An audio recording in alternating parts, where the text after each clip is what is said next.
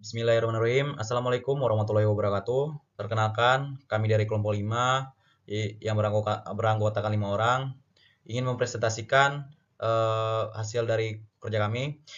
Pertama-tama izin memperkenalkan diri. Perkenalkan, nama saya Ridwan Abdul Hamid dan anggota lainnya yaitu Ahmad Zaki, Ilham Agung Putra Pamukas, Muhammad Rafi Arya Hadista, dan Ahmad Najib Al-Hawari. Nah, untuk judul yang kami ambil yaitu model sintesis evolusi geologi Selat Makassar dan implikasinya terhadap sumber daya, kebencanaan dan warisan geologi. Nah, di mana Selat Makassar itu berada di antara Pulau Kalimantan, Selat Barat dan Sulawesi Timur. Nah, untuk urusan presentasi kali ini ada pendahuluan dan tujuan, tatanan geologi regional, tiran atau batuan dasar penyusun, stratigrafi struktur, magmatisme, ada rekonstruksi evolusi geologi, yang keenam ada model hubungan proses produk, tujuh ada sumber daya dan kebencanaan, 8 ada warisan geologi, 9 ada kesimpulan keterbatasan rekomendasi. Selanjutnya ada pendahuluan. Nah, di mana Indonesia memiliki tatanan geologi kompleks akibat interaksi lempeng Eurasia, Indo-Australia, Pasifik, dan mikrolempeng Asia Tenggara. Nah, Selat Makassar memisahkan Kalimantan Barat dan Sulawesi Timur, serta berada di peralihan paparan Sunda dan Indonesia Tengah. Berada dengan Sumatera Jawa, pembentukan Selat Makassar lebih dipengaruhi oleh continental rifting sejak Eocene. Nah, untuk tujuan kajian, yang pertama ya mendeskripsikan tatanan geologi regional, kedua ada mengidentifikasi batuan dasar atau basement, tiran penyusun, dan hubungannya dengan evolusi Selat Makassar. Yang ketiga ada menganalisis stratigrafi, struktur geologi, dan magmatisme. Yang keempat ada merekonstruksi evolusi geologis secara kronologis. Yang kelima ada menyusun model subbab akibat antara tektonik, cekungan sedimentasi, struktur bentang alam, dan sumber daya bahaya dan geoter. Nah, selanjutnya ada tatanan geologi regional. Nah, Selat Makassar merupakan salah satu wilayah memisahkan Pulau Kalimantan di sebelah bagian barat dan Sulawesi bagian timur. Secara regional, selat ini membentang dari Laut Sulawesi di bagian utara hingga Laut Flores di bagian selatan. Secara tektonik, Selat Makassar berada pada zona transisi antara paparan Sunda yang relatif stabil di bagian barat dan kawasan Sulawesi yang lebih kompleks di bagian timur, berada dengan wilayah Sumatera dan Jawa yang sangat mempengaruhi oleh sistem subduksi aktif. Perkembangan Selat Makassar lebih banyak dikontrol oleh proses pemekaran kerak benua atau continental drifting sejak Eocene. Nah, elemen tektonik yang berperan dalam perkembangan Selat Makassar antara lain paparan Sunda, blok Sulawesi Barat, tinggian Peternosfer, tinggian Mangklilat, cekungan Makassar Utara, dan lain sebagainya. Baik, di sini saya akan melanjutkan model sintesis geologi. Selat Makassar menunjukkan bahwa kondisi geologi masa kini terbentuk melalui hubungan sebab akibat antara proses tektonik, pembentukan cekungan, sedimentasi, struktur geologi, dan bentang alam. Bisa dilihat bahwa tahap-tahap awal, tahap akhir pada Eosen dan Paleosen. Kemudian taran dan atau batuan dasar penyusun. Untuk basement, Selat Makassar diinterpretasikan sebagai fragmen kerak benua berasosiasi dengan paparan Sunda dan blok Sulawesi Barat. Untuk komposisi umumnya, batuan metamorf, granit, dan sedimen tua Paleozoikum sampai Mesozoikum. Nah, untuk struktur geologi dan magmatismenya itu ada struktur ekstensional, sesar normal membentuk graben dan half graben yang berkembang menjadi cekungan Makassar Utara dan Selatan. Kemudian inversi neogen, perubahan rejim tektonik menghasilkan struktur inversi, lipatan lokal dan sesar naik yang dapat menjadi perangkap hidrokarbon. Kemudian ada proses magmatisme relatif terbatas di Selat Makassar, tetapi aktivitas magmatik Sulawesi Barat terkait evolusi Indonesia Tengah.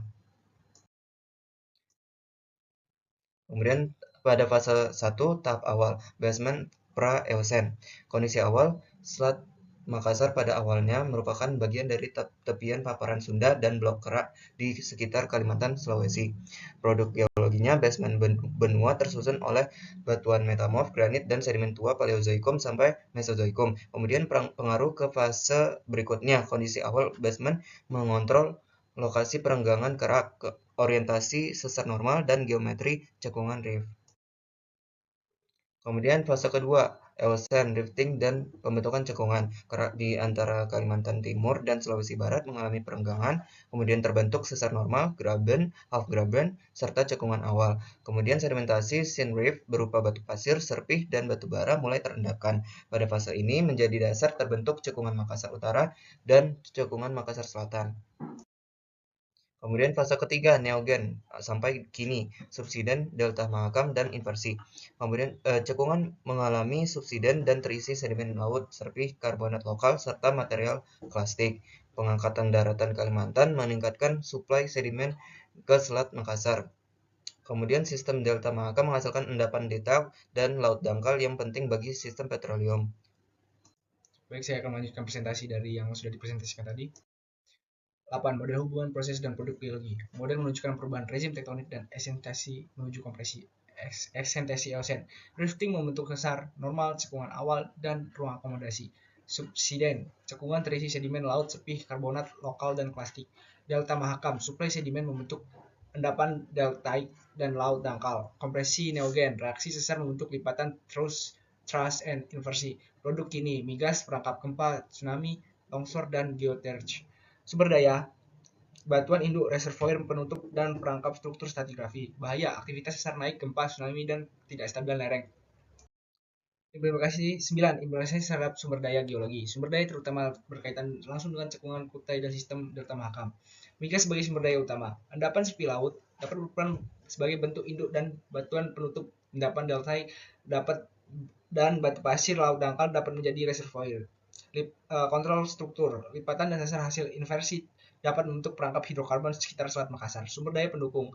Deretan sekitar Selat Makassar juga memiliki batu bara di Kalimantan Timur, bahan galian industri, dan sumber daya pesisir. Bentuk induk, migas, reservoir, penutup, dan perangkap. Kunci interpretasi. Sistem petroleum 10. Implementasi terhadap kebencanaan. Bahaya geologi utamanya berkaitan dengan tektonik aktif sisi Sulawesi Barat dan sedimentasi tebal cekung. Gempa bumi, terutama berkaitan dengan aktivitas sesar naik Makassar sampai dengan Mamuju, Majene di sisi Sulawesi Barat. Tsunami, gempa sekitar Majene tahun 1999 memicu tsunami yang merusak pesisir Selat Makassar. Longsor bawah laut, suplai sedimen besar dari delta Mahakam dapat menyebabkan lereng bawah laut tidak stabil, terutama jika dipicu gempa. Ketidakstabilan lereng delta, akumulasi sedimen tebal pada lereng delta meninggalkan risiko kegagalan lereng dan menggunakan infrastruktur pesisir energi. Mitigasi berbasis sains. Wilayah pesisir perlu mempertimbangkan kombinasi bahaya tektonik dan sedimenter. Baik, di sini ada potensi warisan geologi, yang dimana georitek utama, Kars Sangkulirang hingga Mangkalihat, objek pendukung delta Mahakam. Bagian pertama ada Kars Sangkulirang Mangkalihat, yang berada dekat margin utara Selat Makassar dan memiliki nilai geologi, geomorfologi, ekologi, serta budaya. Kawasan ini juga memiliki gua, bentang alam Kars, dan lukisan gua prasejarah. Kemudian delta Mahakam, yang dimana dapat menjadi geoset sedimentologi, mendukung dan menunjukkan proses delta modern, suplai sedimen yang pengisian cekungannya masih aktif. Nah, di sini ada bagian ketiga adalah konservasi. Pernah didominasikan untuk daftar warisan dunia UNESCO dan diusulkan sebagai geopark. Cocok sebagai objek geoheritage utama karena nilai geologinya dan budayanya yang kuat. Kemudian di sini ada nilai ilmiah.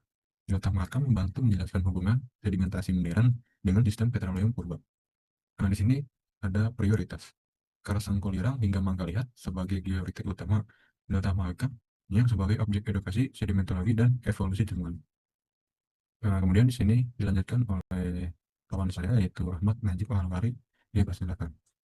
Kemudian pada slide selanjutnya adalah kesimpulan dari semua isi presentasi yang telah kelompok kami presentasikan tadi, yaitu di mana ada Selat Makassar yang terbentuk melalui rifting sejak Eosen yang menghasilkan sesar normal, Dragon dan cekungan awal, subsiden dan pengendapan sedimen tebal, termasuk sedimen laut deltaik, mengisi cekungan selama Penozoikum, pengangkatan Kalimantan, prodegradasi delta Mahakam, inversi struktur dan sesar naik Sulawesi Barat yang membentuk kondisi modern, ekstensi membentuk cekungan dan sistem migas, kompresi membentuk perangkap hidrokarbon sekaligus sumber bahaya geologi. Lalu keterbatasan dari model yang dipakai adalah model masih bersifat regional dan berbasis sintetis literatur, belum memakai data primer seperti pemetaan lapangan, seismic detail, data sumur, baterimetri resolusi tinggi, atau data kegempaan terbaru. Dan ketidakpastian utamanya yaitu batas cekungan, kedalaman basement, umur detail setiap fase tektonik, serta hubungan sesar lama rifting dengan sesar aktif masa kini masih perlu diuji. Lalu rekomendasinya adalah pengelolaan migas berkelanjutan, mitigasi bencana pesisir, serta konservasi kars Sangkulirang, Mangkalihat, dan Delta Mahakam. Kemudian ada daftar pustaka sebagai sumber referensi kami untuk menyusun presentasi yang kami buat ini, yang bisa dibaca pada slide berikut. Sekian presentasi dari kelompok kami, kurang lebihnya mohon maaf. Wassalamualaikum warahmatullahi wabarakatuh. Waalaikumsalam warahmatullahi wabarakatuh.